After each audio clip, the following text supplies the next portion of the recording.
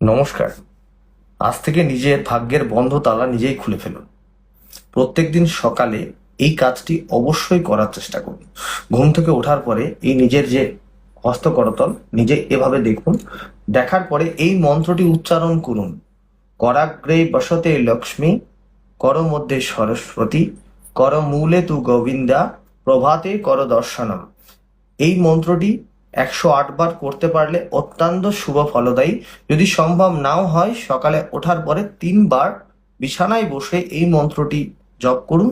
জপ করার পরে নিজের হাত নিজের মুখমণ্ডলের উপরে এরম ভাবে 3 বার বুলিয়ে নিন।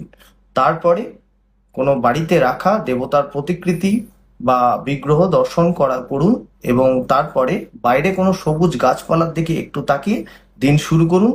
অবশ্যই খুব শীঘ্রই আপনি আপনার ভাগ্যের শুভ ফল অর্জন করবেন।